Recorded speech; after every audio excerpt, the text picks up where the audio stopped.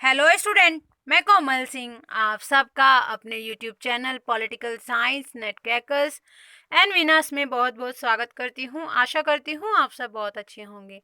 Student, आज का जो हमारा वीडियो लेक्चर है, आज के वीडियो लेक्चर में हम पेपर नंबर 1 में टीचिंग एप्टीट्यूड में एजुकेशनल ऑर्गेनाइजेशंस के विषय में बात करेंगे स्टूडेंट। और ये एजुकेशनल ऑर्गेनाइजेशन आपके पेपर के लिए बहुत ज़्यादा इंपॉर्टेंट है। आज की जो एजुकेशन जो ऑर्गेनाइजेशन है वो है रूसा, जिसको हिंदी में राष्ट्रीय उच्चतर शिक्षा अभियान कहा जाता है। तो चलिए आज का लेक्चर स्टार्ट करते हैं और रूसा के विषय में जानते हैं।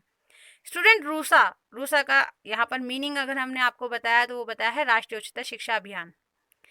ठीक है स्टूडेंट, तो जान लेते हैं रूसा क्या होता है। रूसा एक केंद्रीय प्रायोजित योजना है, यानी कि एक प्लान है जो पात्र राज्य उच्चतर शैक्षिक संस्थानों को वित्त पोषित करने के उद्देश्य से बनाया गया है। यानी कि राज्य के उच्चतर शैक्षणिक संस्थानों को ये वित्त पोषित करवाता है, यानी कि फाइनेंस प्रोवाइड करवाता है। और इसका जो स्थापना है वो इसकी स्थापना वर्ष 2013 में की गई थी। तो ये वर्ष 2013 से प्रारंभ हुआ है।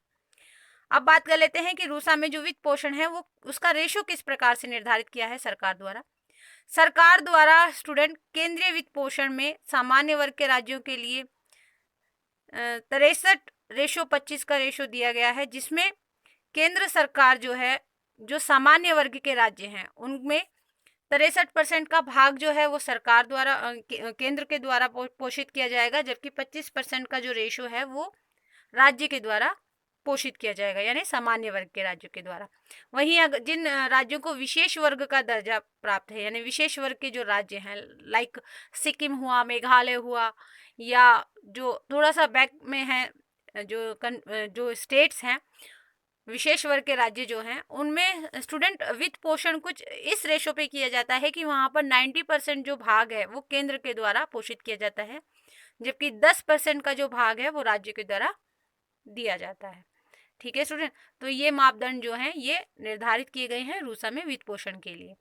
चिन्हित संस्थानों में पहुंचने से पहले निधियन केंद्रीय मंत्रालयों से राज्य सरकार और शासित प्रदेशों के माध्यम से राज्य स्तर उच्चतर शिक्षा परिषदों को जाता है, यानी कि पर्टिकुलर इंस्टीट्यूशंस में जाने से पहले जो मनी होती है, ठीक है स्टूडेंट, वो पहले केंद्रीय मंत्रालय से पहले राज्य को जाती है या संघ शासित प्रदेशों को जाती है, फिर वो जाकर राज्य उच्चतर शिक्षा परिषदों को जाती है। ठीक है स्टूडेंट, तो इनका क्रियान्वयन कुछ इस तरीके से होता है कि सबसे पहले केंद्र मंत्रालयों से राज्य सरकार को जाती है और राज्य सरकार से राज्य उच्चतर शिक्षा परिषदों को जाती है।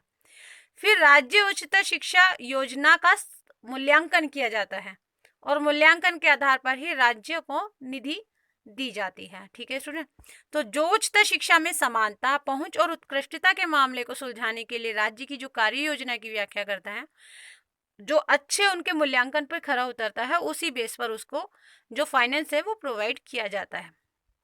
अब हम बात कर लेते हैं कि रूसा के उद्देश्य क्या हैं। तो स्टूडेंट, रूसा के उद्देश्य हैं अनुसूचित जाति, जनजाति और सामाजिक और शैक्षणिक रूप से पिछड़े वर्गों को उच्चतर शिक्षा के पर्याप्त अवसर प्रदान करना और साथ ही साथ उच्चतर शिक्षा के क्षेत्र में समानता में सुधार करना एवं महिलाओं, अल्पसंख्यकों और निशक्त जनों के समावेशन को प्रोत्साहित करना।